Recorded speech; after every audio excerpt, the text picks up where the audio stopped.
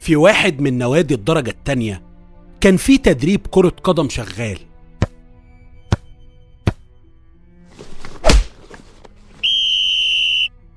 وبعد ما خلص التمرين كل الفريق راح لأوضة خلع الملابس.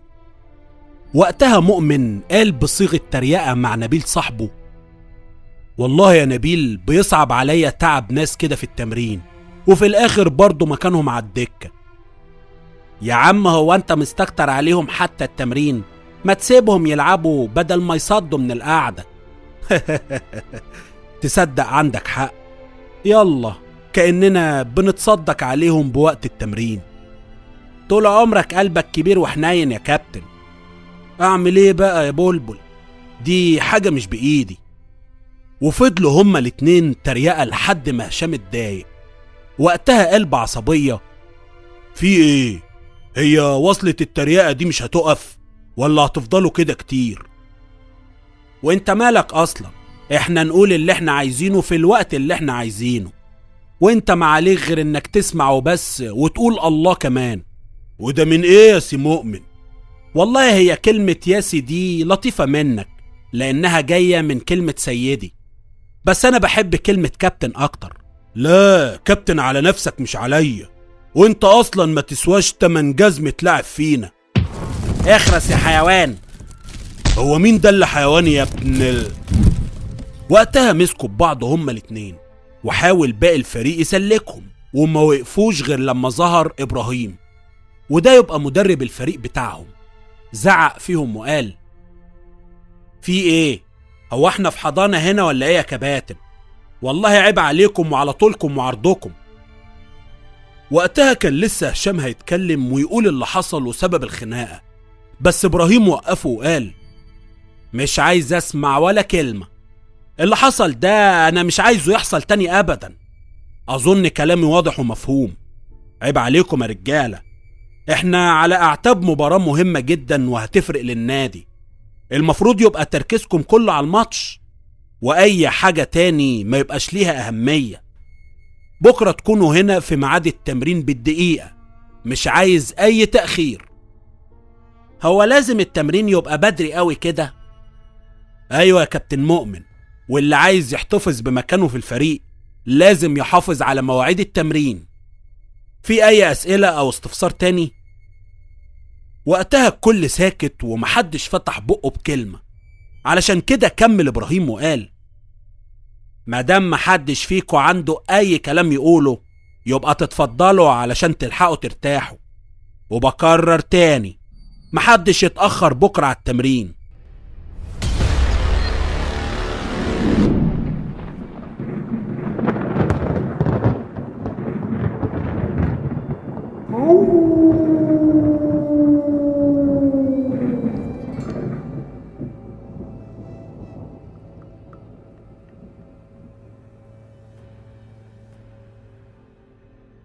السلام عليكم ورحمة الله وبركاته. أهلا وسهلا بيكم في حلقة جديدة من برنامج الحاكي. حلقة النهاردة هي قصة مستوحاة من أحداث حقيقية، وهي من كتابة المبدعة إيمان حسن. أنا بشكرها جدا وبشكركم جميعا. ولو عندكم تجارب حابين تشاركوها معانا تواصلوا معايا على الصفحة الشخصية في فيسبوك، هتلاقوني سايب لكم الرابط في الوصف. ولو أول مرة معانا انزل اشترك في القناة، وما تنسوش اللايك والشير في كل مكان. بس كده، وقبل ما نبدأ صلى على الحبيب المصطفى.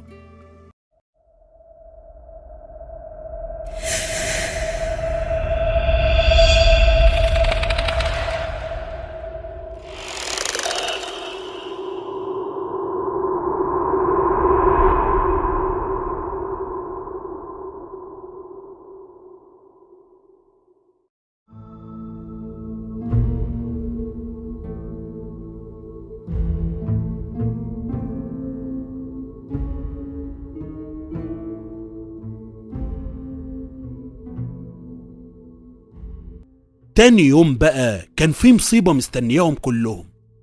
دخل إبراهيم أوضة اللبس لقى مؤمن مرمي على الأرض، ولما جري عليه وفضل يهزه ما كانش بيتحرك خالص. جري على دكتور الفريق ولما جس نبضه قال: البقاء لله يا كابتن إبراهيم، مؤمن تعيش انت. ايه؟ ازاي يا دكتور؟ ازاي دي بقى بتاعت الشرطة. شرطة؟ هو انت شاكك في حاجة؟ ايوه، علشان كده هبلغ حالا. وبالفعل الدكتور نادر بلغ بالواقعة، وتم منع باقي الفريق دخول اوضة اللبس، وما كانش موجود غير ابراهيم والدكتور نادر فقط. بعد كده جت الشرطة، وبعد حضورها خرج الدكتور نادر من اوضة اللبس، وكان موجود الرائد طارق علي رضا، واللي قال لابراهيم: اللي فهمته ان انت اللي اكتشفت الجثة يا كابتن. ايوه يا فندم، انا من عادتي اني باجي بدري، ويمكن اكون اول واحد في الفريق بيحضر، بس معرفش ايه اللي خلى مؤمن يجي بدري قوي كده النهاردة. كنت عايز اعرف منك ايه اللي حصل. كل اللي حصل اني اول ما دخلت الأوضة لقيت مؤمن واقع على الارض زي ما حضرتك شفته، ولما لقيته واقع بالشكل ده كان طبيعي اجري عليه اشوف ماله وايه اللي حصل له، وايه اللي خلاه واقع بالشكل ده على الارض. في الاول كنت فاكره مغمى عليه ولا حاجة، علشان كده رشيت عليه شوية مية يمكن يفوق، ولما ما اتحركش جريت على الدكتور نادر علشان هو اللي يشوف ماله، ولما كشف عليه قال انه مات خلاص. بعد كده هو اللي اصر ان لازم نبلغ حضراتكم. طيب هو مؤمن كان متعود يبقى هنا بدري؟ في الحقيقة لا، مؤمن كان دايما بيعترض على مواعيد التمرين. هو كان بيجي في الميعاد او ممكن يتأخر شوية مش كتير، بس عمره ما جه بدري، كمان يجي قبلي. طيب علاقة مؤمن بباقي الفريق عاملة ازاي؟ للأسف العلاقة بينهم متوترة شوية، وده لأن مؤمن كان شايف نفسه عليهم. هو كلاعب مفيش غبار عليه، سريع وبيقدر يلاقي حلول على أرض الملعب، وبيعرف ازاي يسدد ويجيب جول في الوقت المهم. وهو كان عارف ومتأكد ان مش هيفضل هنا كتير، وانه في يوم من الأيام هيلعب في أندية القمة. كان حلم عمره يلعب في الأهلي أو الزمالك، وكان خلاص تقريبا قرب قوي من تحقيق حلمه. ازاي يعني؟ اصل احنا وصل لنا خبر ان في نادي مهم هيجي ويشوفه، واحتمال كبير جدا يعرضوا عليه انضمامه ليهم. للدرجة دي كنت واثق فيه وفي لعبه؟ جدا يا فندم، مؤمن كان لاعب فعلا ممتاز. مشكلته الوحيدة بس سلوكه مع باقي الفريق، انما غير كده هو لاعب هايل ومكسب لأي نادي. بس اكيد بسبب سلوكه مع زمايله حصلت مشاكل كتير بينهم، والمشاكل ممكن يطلع من جواها حقد وضغينة. طبعا كلام حضرتك فيه جانب كبير من الصحة، لكن اظن انها ما توصلش للقتل. ما افتكرش، ده شيء بعيد جدا يعني. في اي مشاكل او خلافات واضحة حصلت بين مؤمن واي حد تاني من الفريق؟ في الحقيقة وللأسف حصل امبارح، وكان برضه بسبب عجرفته، وتقريبا وصلت لاشتباكهم بالإيد. والاشتباك ده حصل مع مين؟ مع لاعب موجود هنا اسمه هشام. بس هشام ده يا فندم من أحسن اللعيبة أخلاق، وعمري ما شك لحظة واحدة بس إنه ممكن يعمل كده. مستحيل يا فندم. طيب قولي، مؤمن أكيد كان له صاحب أو حد قريب منه، صح؟ أيوة، نبيل أكتر حد قريب منه، دايما مع بعض حتى في الغلط. أصل نبيل ده يا فندم صورة من مؤمن في الشخصية والأخلاق، لكن بصراحة مش زيه في الملعب. مؤمن الله يرحمه كان لاعب بجد، خسارة ما كانش فيه زيه في الفريق هنا خالص. تعرف حضرتك، مؤمن ده لو جات له فرصة حقيقية وخرج لعب بره كان ممكن قوي يبقى محمد صلاح التاني. بما انك مدرب الفريق فانت اكيد فاهم وعارف كل واحد فيهم، تفتكر مين هو اللي عملها وقتل مؤمن؟ في الحقيقة صعب جدا اجاوب على سؤالك ده، مستحيل اتهم واحد فيهم. انا عن نفسي وعن قناعة جديدة اقدر اقول لسيادتك ما افتكرش ابدا ان اللي عملها واحد من الفريق. واضح انك بتعتز بفريقك يا كابتن. ايوه طبعا، الولاد دول أنا معاهم لفترات طويلة جدا، خصوصا لما بنطلع معسكرات خارجية بنبقى مع بعض ليل نهار، فطبيعي أكون عارفهم كويس وأعتز بيهم، خصوصا إن كلهم رجالة في الملعب، وإحنا قبل كده قدرنا نعمل نتائج هايلة للنادي. بيتهيالي إن النادي بقى في مشكلة كبيرة، وده بعد موت نجم الفريق الأول، بس أكيد في حد بعد منه هو اللي هيشيل، وأكيد أنت عامل حسابك على كده. طبعا، هو صحيح مش هيبقى زي مؤمن، بس مع التركيز يجي منه. تقصد نبيل مش كده برضو؟ فعلا، ومش نبيل بس، هشام كمان. هشام لاعب ممتاز جدا، بس هي المشكلة انه بيلعب في نفس مركز مؤمن ونبيل، علشان كده ما كنتش بنزله في الماتشات كتير. معنى كده باختفاء مؤمن من الصورة هيظهر هشام وياخد الفرصة اللي بيتمناها. على الرغم من تلميح سيادتك إلى إن كلامك صح 100%، بس ده مش معناه أبدا إن هشام يكون هو اللي قتل مؤمن. هنشوف يا كابتن إبراهيم، وكل حاجة هتوضح مع التحقيقات. قول لي صحيح، هو مفيش هنا أي كاميرات مراقبة؟ يا فندم، إحنا نادي درجة تانية، ممكن تلاقي كاميرات المراقبة في المبنى الإداري، بس مش معقول هتلاقي كاميرات في كل مكان في النادي، خصوصا في أوضة اللبس. تمام يا كابتن، بس يا ريت لو في أي حاجة افتكرتها أو عرفتها مهما كانت صغيرة أو كبيرة، يا ريت تبلغني على طول. أكيد طبعا. تمام، تقدر تتفضل يا كابتن، ويا ريت تبلغ دكتور نادر إني عايزه. خرج إبراهيم من أوضة اللبس، بعدها بحوالي دقيقتين 3 دخل الدكتور وقال: حضرتك طلبتني. أيوة يا دكتور، مش انت برضو اللي كشفت على مؤمن وطلبت انك تبلغ الشرطة؟ صحيح يا فندم، هو ده اللي حصل فعلا. طيب وايه اللي خلاك تصر كده انك تبلغ؟ يا فندم، انا دكتور، واول ما شفت مؤمن الله يرحمه عرفت على طول ان وفاته غير طبيعية. طيب بما انك دكتور الفريق، اكيد هتقدر تقولي لو كان في حد من الفريق عنده اي مشاكل جسمانية او حتى نفسية؟ ايوه طبعا، انا عارف الحاجات دي عنهم كلهم.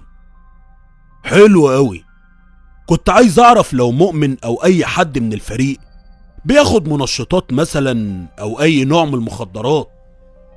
لا يا فندم، كل اللعيبة هنا، ومش كرة قدم بس، لا، في كل الرياضات التانية بيخضعوا للكشف الدوري، والكشف ده بيتضمن مجموعة تحاليل، ولو اي حد فيهم بياخد حاجة زي كده هيظهر في التحليل ويتعرف. طيب وبخصوص المشاكل النفسية؟ هو في العادي محدش في الدنيا دي كلها ما عندهوش مشاكل نفسية، فللأسف كل واحد فيهم عنده مشكلة ما. اللي عرفته انه مؤمن كان متعجرف شوية وشايف نفسه، صح الكلام ده؟ دي حقيقة فعلا، وبسبب كده حصلت مشاكل كتير بينه وبين باقي الفريق. تفتكر مين فيهم بقى هو اللي يكون عملها؟ وانا بسألك كدكتور ومستوعب نفسية اللعيبة. زي ما قلت لحضرتك يا فندم، مفيش بني آدم ما عندهوش مشكلة نفسية، واللعيبة دول بني آدمين زيهم زي أي حد تاني، بس إنها توصل لحد منهم يرتكب جريمة قتل ما أعتقدش، لأن كل واحد فيهم عنده مستقبله اللي يخاف عليه، وأظن حاجة زي دي ممكن تمنع تنفيذ أو حتى التفكير في القتل. ما هو ممكن قوي يكون قتله وعمل كده علشان خاطر مستقبله. لا، مش فاهم حضرتك تقصد ايه؟ اقصد ان قتله علشان يزيحوا من طريقه وبعدها تفضلوا السكة. بصراحة انا ما اقدرش اجزم بحاجة زي كده.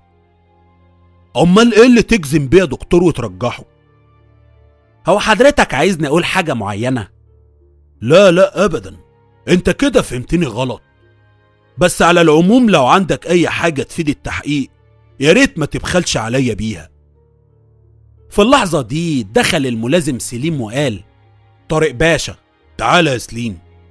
انا متشكر قوي يا دكتور، تقدر تتفضل. خرج الدكتور، بعدها طارق قال: ها يا سليم، اخبار التحريات ايه؟ قدرت توصل لحاجة؟ المجني عليه علاقاته بكل الفريق تقريبا مش احسن حاجة الا مع شخص واحد وهو نبيل، وامبارح حصلت مشادة كبيرة قوي بينه وبين لاعب تاني اسمه هشام. كل اللي انت قلته ده انا بالفعل عرفته. ما تفوق يا سليم، قولي لو مؤمن دخل النادي لوحده ولا معاه حد، ومين اول واحد دخل النادي بعده، هشام بالذات دخل النادي امتى؟ ما هو ده اللي انا كنت لسه هقوله يا فندم. هشام لحد دلوقتي ما ظهرش ولا جه. انت بتقول ايه؟ هو مش المفروض ان الفريق عنده تمرين؟ ايوه يا باشا، وبالفعل الفريق كله موجود بس ما عدا هشام. طيب عايزك تشوفهولي فين وتجيبه من اي حتة. تحت امرك يا فندم. وبالنسبة للمجني عليه، ظهر لوحده وهو داخل النادي، واللي ظهر بعد كده على طول هو نبيل. نبيل؟ يعني مش الكابتن ابراهيم؟ لا يا فندم، نبيل ظهر قبل كابتن ابراهيم. طيب بالنسبة لعلاقات مؤمن مع اعضاء النادي، او بمعنى صح يعني البنات اللي في النادي؟ مؤمن ونبيل ليهم علاقات ببنات كتير في النادي، بس كلها علاقات عابرة، يعني ما كانش فيهم علاقة جد غير مع واحدة بس، وانفصلوا بشكل مفاجئ، ولغاية اللحظة دي مفيش اي حد يعرف السبب. ايوه كده، هي دي التحريات ولا بلاش؟ انا بقى عايز البنت دي تبقى قدامي هي وهشام. اعتبره حصل يا طارق باشا. خرج سليم من اوضه اللبس ووراه طارق، وقرب من نبيل وقال له: ايه رأيك نتمشى شوية مع بعض؟ طبعا يا فندم، مفيش مشكلة. اللي عرفته انك كنت اقرب واحد للمجني عليه، اقصد مؤمن. الله يرحمه. ايوه يا باشا، انا ومؤمن اقرب اتنين لبعض في الفريق. امال يا اخي الواحد كان بيسمع ان اعضاء الفريق الواحد بيبقوا زي الراجل الواحد القوي، يعني بيبقوا ايد واحدة ورأي واحد وصوت واحد واتجاه واحد. بس انا من ساعة ما دخلت النادي هنا وانا بسمع حاجات غريبة، حاجات غير خالص اللي بتطلع في الاعلام والصحافة. يا فندم النادي هنا زيه زي اي مكان، مجتمع فيه كل انواع البشر زي ما حضرتك اكيد شفت، وكل واحد هنا بيحاول يثبت نفسه علشان يكون هو رقم واحد، حتى لو جه على اي حد، حتى لو على اقرب الناس ليه. وانا اللي كنت فاكر انكوا عيلة مترابطة. شوف الواحد دماغه بتوديه في حتت ملهاش لازمة. بس معنى كلامك ده ان انت ومؤمن ما كنتوش اصحاب، وان ممكن تيجي عليه علشان تثبت نفسك وعلشان تبقى رقم واحد زي ما بتقول كده. قصدك ايه يا باشا؟ ان انا اللي عملت كده في مؤمن؟ لا طبعا، مستحيل. ليه مستحيل يا نبيل؟ مش انت اللي قلت كده حالا؟ ايوه، بس ما كنتش اقصد انها توصل للقتل، يعني اقصد انه ممكن يوقع اللي قدامه في غلط، ما يخليهوش ينتبه مثلا لتمرينه، يشغله باي حاجة، او ممكن يوقع بينه وبين المدرب. انما قتل لا، اكيد طبعا، ومستحيل حد يفكر في حاجة زي كده مهما كانت المنافسة شديدة بينهم. انا سمعت ان كان في مشاكل ومشاكسات كتير بين مؤمن وواحد معاكوا في الفريق، تقريبا اسمه هشام. اكيد حضرتك تقصد هشام. ايوه فعلا هو. قول لي بقى اشمعنى هشام؟ اصل هشام ده حقود جدا وبيغير من مؤمن، وكان بيتمنى يجراله اي حاجة علشان يلعب مكانه. يعني تفتكر هو اللي قتله؟ طبعا افتكر وقوي. اصل هشام ده يا فندم سماوي وقلبه اسود. واضح انك بتكرهه جدا. لا، انا بكره افعاله وكلامه، وبكره طريقته معانا. هو دايما بيحسسنا ان لو جات له الفرصة ونزل الملعب، كابتن ابراهيم مش هيقعده على الدكة تاني. طيب قول لي، هو فعلا لعيب كويس زي ما بيقول على نفسه؟ يا فندم ده مجرد كلام، هو اصلا لعيب كفتة ولا يعرف حاجة. غريبة دي، مع ان الكابتن ابراهيم رأيه غير كده، قال انه لعيب ممتاز جدا، وان فعلا لو نزل الملعب هيعمل شغل كويس، ويمكن وقتها ياخد مكان مؤمن في الملعب، يعني هيبقى رقم 1 في النادي. هو كابتن ابراهيم قال كده؟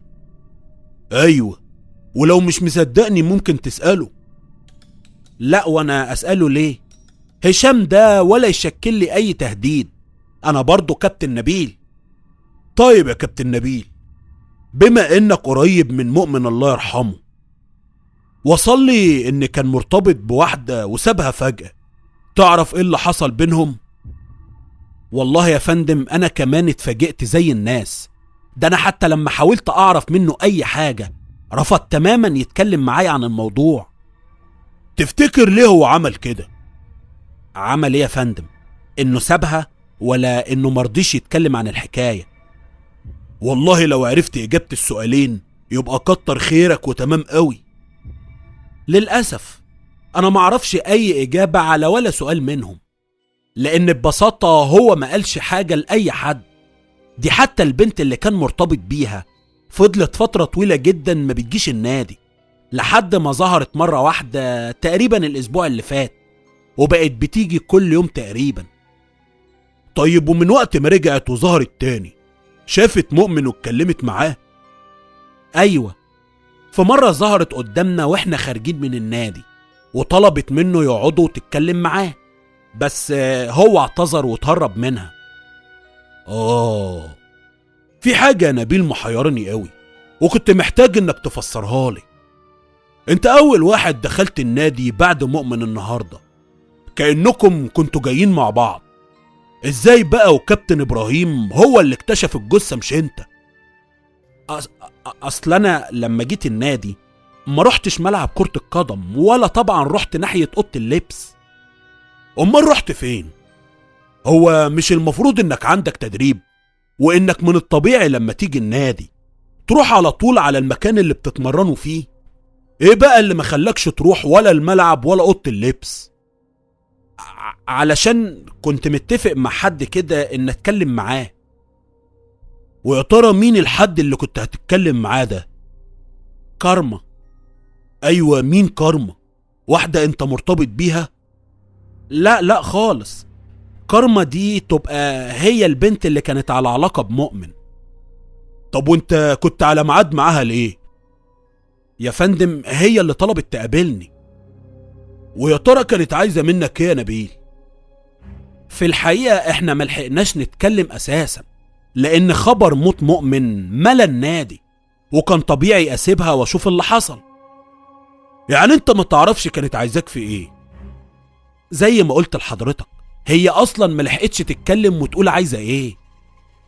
وقتها وقف طارق وحط ايده في جيبه وركز في عين نبيل اللي حس بارتباك شديد وقال: هو سيادتك مش مصدقني ولا حاجة؟ انا ما اعرفكش يا نبيل علشان اصدقك، وبصراحة كده لا. انت قعدت معاها مدة كافية علشان تقولك على اللي كانت عايزاه منك، واوعى تقولي انها ملحقتش. بس هو ده اللي حصل يا فندم. تمام يا بلبل، لو هو ده اخر كلام وما تعرفش غيره يبقى تمام، بس انا بحذرك، لو عرفت انك بتحاول تخبي عليا هيبقى موقفك وحش قوي، خصوصا بقى لو انا عرفت الحاجة دي من حد تاني غيرك. طبعا يا باشا، مفهوم. فين كارما دلوقتي؟ اعتقد انها روحت. تعتقد ولا متأكد؟ متأكد يا باشا. وقتها طارق هز راسه وعينه كلها شك في نبيل اللي كان الارتباك والتوتر مخلينه يرتعش، فقال طارق بالنبرة فيها نوع من التهديد: دي اخر فرصة ليك يا نبيل، انا بقولك كده علشان خايف عليك من اللي ممكن يحصل لو بس عرفت انك بتكذب عليا ومخبي حاجة. صدقني يا باشا، انا اصلا ما اقدرش اخبي عن حضرتك حاجة. ماشي يا بلبل، تقدر تمشي، ولو في اي حاجة افتكرتها ياريت تقولي عليها. وتقريبا نبيل جري من قدامه على باب النادي على طول، واتجه على بيت كارما، اللي اول ما شافته قالت: انت ايه اللي جابك هنا؟ جيت اقولك على اللي حصل علشان ما تغلطيش. يعني وما كانش ينفع تقول في التليفون؟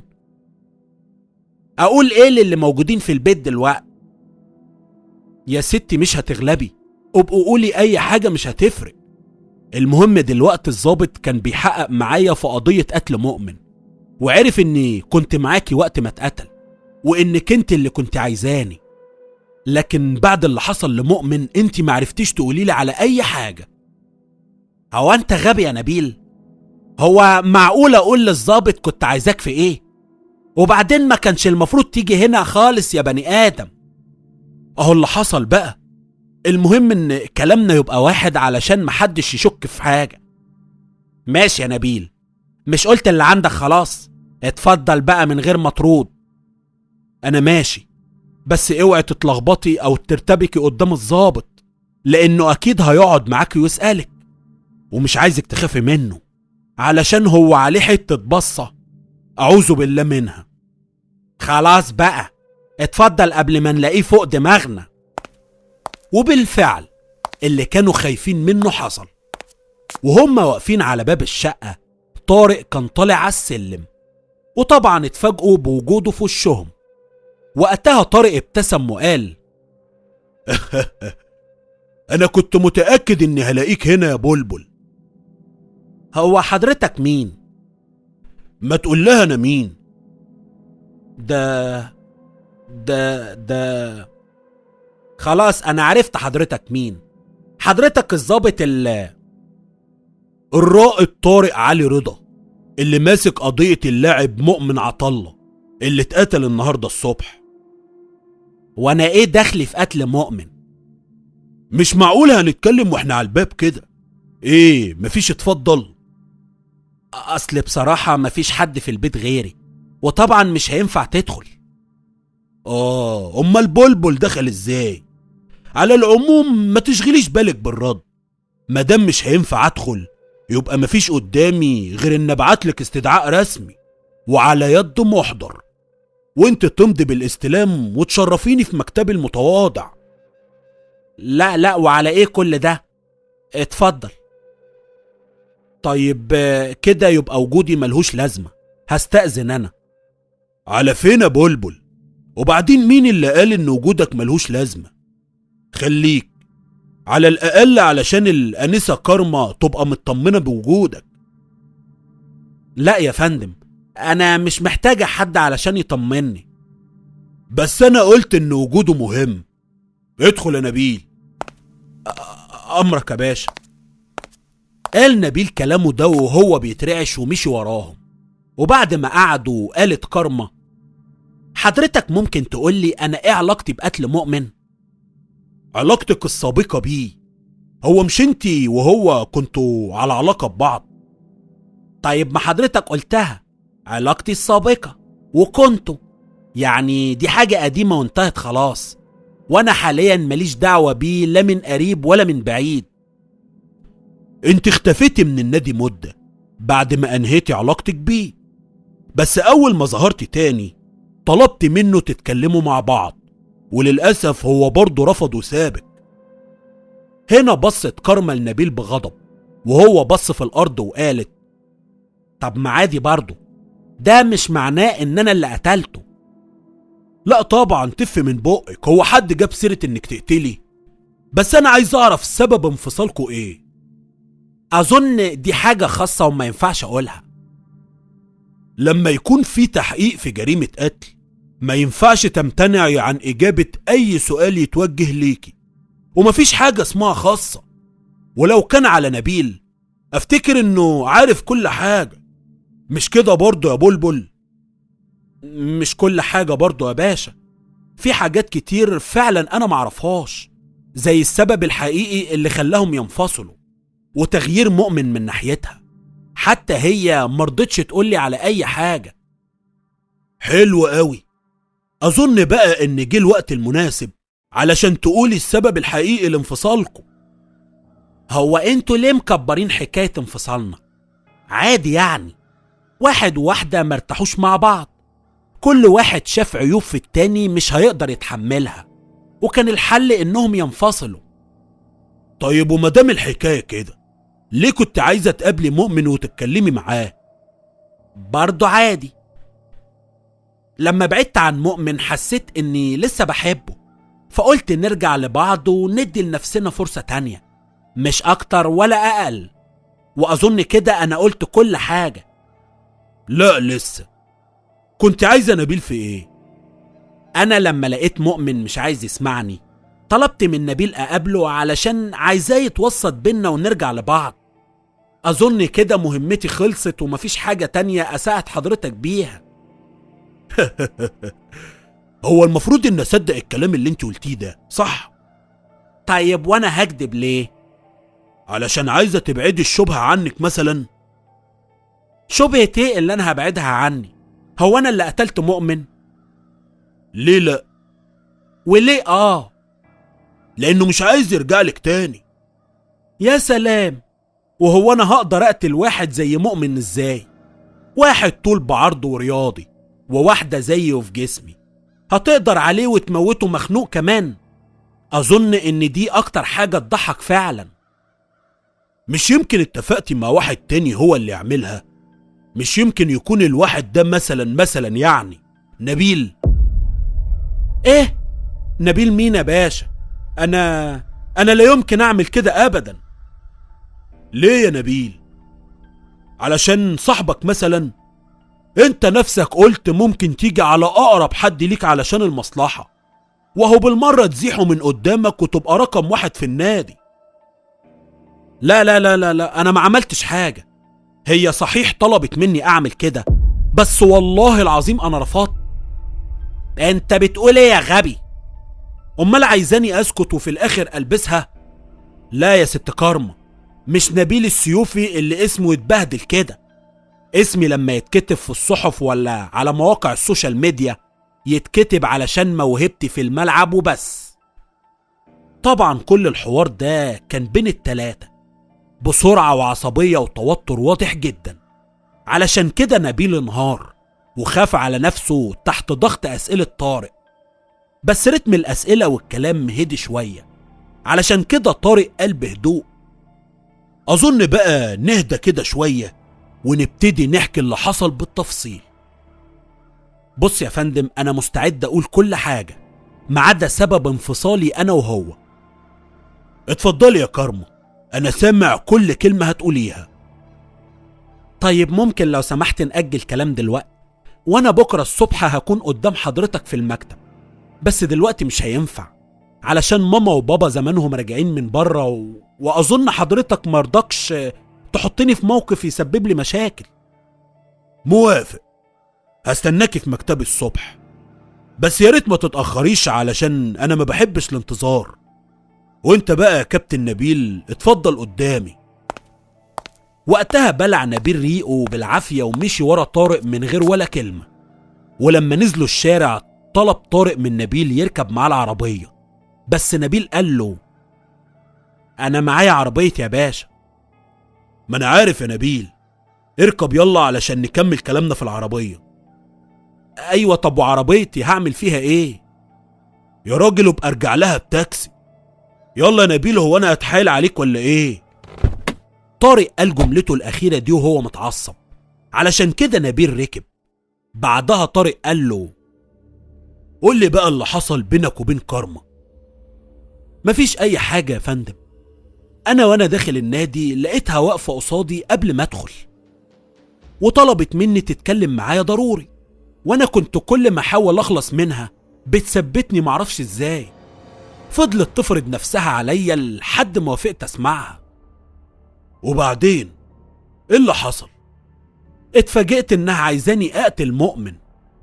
طبعا رفضت وقلت لها أنت أكيد مجنونة، بس هي فضلت تقولي إنها بتحبه ومش قادرة تشوفه مع بنات غيرها، كمان مش قادرة تستوعب إنه خلاص قدر يتخطاها بسهولة وينساها، وإنه رافض أي محاولة للصلح بينهم.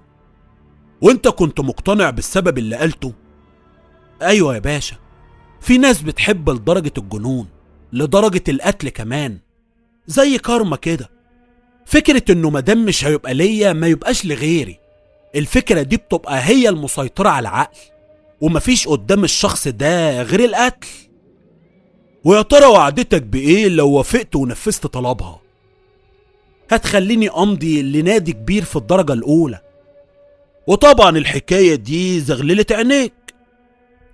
يا فندم لو حضرتك بتلمح اني عملت كده علشان العقد تبقى غلطان، لان انا مش غبي علشان اضيع مستقبلي بحاجة زي دي، ومع مستقبلي هتضيع حياتي كلها، سواء بقى في السجن او على حبل عشماوي. ثم اصلا انا ملحقتش استغرب من طلبها، وعرفنا حكاية موت الله يرحمه مؤمن. وقتها وقف طارق بالعربية وقال: نبيل انزل وارجع لعربيتك. وبالفعل اول ما طارق قال كده فتح نبيل باب العربية وخرج بسرعة. اما طارق فراح على بيت هشام، ولما رن الجرس فتحت والدته، فطارق قال لها: سلام عليكم، يا ترى هشام موجود؟ عليكم السلام ورحمة الله. ايوه موجود، بس هو تعبان جدا من امبارح بالليل. لا الف سلامة عليه، ما كان امبارح الصبح زي الفل وفي النادي بيتدرب. ايوه فعلا، بس على بالليل ابتدى يحس برعشة وسخونة. جاله برد يعني. بالظبط، بس دور تقيل قوي عليه، ده يا حبيبي مش قادر يتحرك من مكانه. حتى بعد كل الأدوية اللي خدها طول اليوم نايم بيترعش ومش قادر يتحرك من على السرير. حتى الحمام لما بيروح له لازم حد يسنده. ياه، للدرجة دي تعبان؟ ايوه والله، انت ممكن تدخل تشوفه. بس هو انت مين اصلا؟ زميله في النادي؟ يعني تقدري تقولي حاجة زي كده. ممكن بقى ادخل اكلمه كلمتين؟ اتفضل. ولما دخل كان هشام نايم على السرير، وواضح جدا جدا التعب عليه. اتعدل بالعافية وحاول يرفع راسه وقال: اهلا وسهلا، حضرتك مين؟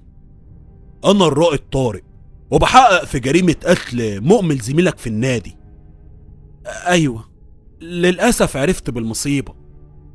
في الحقيقة يا كابتن هشام، انت بتمثل المقولة اللي بتقول رب ضارة نافعة، لانك لو موجود في النادي النهاردة كنت هتبقى المشتبه في المثالي في جريمة القتل. علشان كده الواحد دايما بيقول الحمد لله على اي حاجة بتحصل له. وطبعا بحالتك دي ولا تعرف اي حاجة تفيدنا. اكيد طبعا يا فندم، زي ما حضرتك شايف كده انا مش قادر اتحرك من السرير طول اليوم. ايوه بس اكيد وصلت لك اخبار زي ما وصل لك اللي حصل لمؤمن النهاردة. اخبار زي ايه؟ اسمع يا هشام، انا عارف ان علاقتك بمؤمن زي الزفت، وفي مشادات كتير حصلت بينكم واقربهم امبارح، بس اكيد في اي حاجة عندك كده ولا كده عنه، اي حاجة تفيد التحقيق وتخلينا نقرب من المجرم. واظن ان مهما كانت علاقتكم ببعض يهمك ان القاتل يتمسك وياخد جزاته. فكرة ان في قاتل وسطكم في قلب النادي اكيد حاجة ترعب اي شخص، لانك ببساطة ما تعرفش الدور على مين المرة الجاية. في الحقيقة هي حاجة واحدة بس اللي اعرفها، ومش عارف هل من حقي اقولها ولا لا. حاجة تدي يا هشام؟ سبب انفصال مؤمن وكارما. وانت عرفت السبب ازاي؟ ما افتكرش يعني ان مؤمن هو اللي حكالك. لا طبعا، بس صاحبة كارما تبقى في حكم خطيبتي. فهمت. طيب ويا ترى بقى ايه هو السبب؟ في اللحظة دي كان واضح التردد على هشام، بس طارق حفزه علشان يتكلم فقال: مؤمن وكارما وقعوا في الغلط وارتكبوا الحرام، وطبعا شافها واحدة سهلة ما تستاهلش تكون مراته، علشان كده بعد عنها. تمام قوي قوي يا هشام، انا مش هتعبك اكتر من كده، والف سلامة عليك يا بطل. شد حيلك بقى بسرعة علشان تاخد فرصتك في الملعب. كابتن ابراهيم متوسم فيك خير. يا رب يا فندم. والله أنا بعمل كل اللي أقدر عليه علشان أقوم من السرير في أسرع وقت. ابتسم طارق وخرج من عند هشام، وفضل يراجع كل أقوال الشهود من أول وجديد، وفجأة انتبه لحاجة ما كانش واخد باله منها، وقاله هو متضايق من نفسه: أنا إزاي ما خدتش بالي من الغلطة دي؟ إزاي حاجة زي كده عدت عليا؟ بعد كده كلم سليم وكلفه بحاجات يعملها، وفضل كده زي ما هو لحد تاني يوم الصبح. ولما جت كارما زي ما وعد الطارق قال لها: بصراحة ما كنتش متوقع إنك تيجي. ليه يا فندم؟ أنا وعدت حضرتك، ثم أنا ما عملتش حاجة، يبقى هخاف ليه؟ يمكن علشان انت اللي حرضتي على قتل مؤمن. يا فندم ما هو نبيل ملحقش يعمل حاجة، وفي اللحظة اللي كنت بتفق معاه يقتل مؤمن كانت نفس اللحظة اللي اتقتل فيها، يبقى ازاي أنا اللي حرضت على قتله؟ قوليلي يا كارما، هو انت عرفت منين امبارح انه مؤمن مات مخنوق؟ عادي، ما كل الناس عارفة الحكاية. لا يا كارما، امبارح ما كانش حد عارف المعلومة دي نهائي، يبقى انت عرفتيها من مين وازاي؟ أنا مش فاهمة حضرتك، هكون عرفتها من مين؟ من القاتل نفسه مثلا. أيوة، وأنا هعرف القاتل ازاي؟ علشان انت اللي حرضتيه يا كارما. وقبل ما تعيدي نفس الكلام اللي قلتيه، انا هقولك الحكاية كلها. انت اتفقتي مع واحد تاني خالص، وطبعا كان لازم تدخلي بيه من البوابة علشان الامن ما كانش هيرضى يدخله لوحده. وفي اللحظة اللي كان القاتل ورا مؤمن علشان ينفذ اتفاقكم، ظهر نبيل وكنت لازم تعطليه بأي شكل، علشان كده فرضتي نفسك عليه بكل الطرق، وعرضتي عليه يقتل مؤمن قصاد عقد النادي درجة أولى، وانتي أصلا ما كنتيش عايزة منه حاجة، بس اهي تبقى بالمرة حجة تبعدك عن تهمة القتل. ولما حد يجي ويتهمك بحاجة تقولي نفس الكلام اللي عمالة تعيدي وتزيدي فيه، صح كده؟ اللي حضرتك بتقوله ده مش أكتر من مجرد كلامه بس، ومفيش عليه أي دليل. اصبري على رزقك يا أستاذة، ده أنا عندي ليكي مفاجآت تجنن. مفاجآت إيه؟ في كاميرا مراقبة جايباكي انت والقاتل داخلين سوا مع بعض النادي. ده برضه مش دليل. هو حضرتك عرفت منين ان اللي دخل معايا النادي هو القاتل الحقيقي؟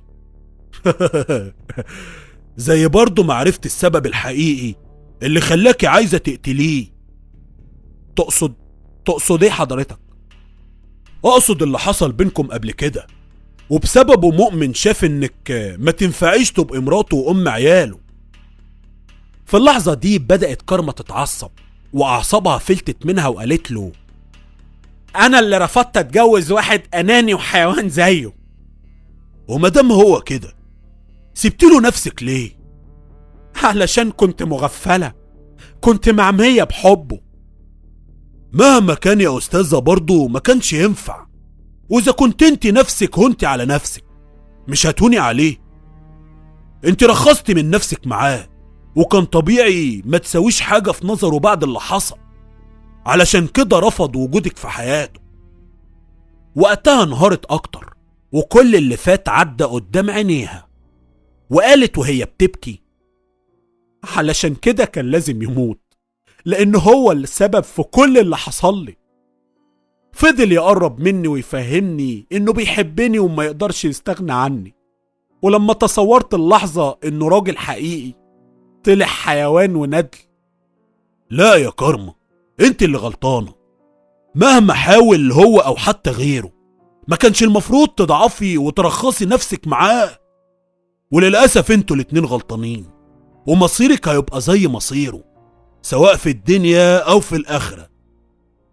بعدها ضرب طارق الجرس وأمر بدخول كارما الحبس، وطبعا تم القبض على القاتل الحقيقي، واعترف باتفاقه معاها.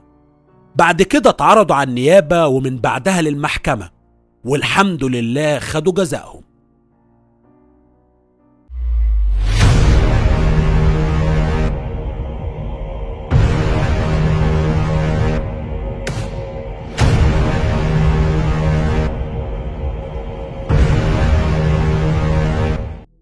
وبكده تبقى خلصت حلقتنا. بشكر جدا مصطفى المصري على الهندسة الصوتية. لو عجبتكم ما تنسوش اللايك والشير في كل مكان، لأن التفاعل مهم جدا وبيساعد على انتشار الحلقات أسرع. وطبعا ما تنسوش أبويا وأمي من دعائكم بالرحمة والمغفرة. واستنوني في حلقة جديدة من برنامج الحاكي، والسلام عليكم ورحمة الله وبركاته.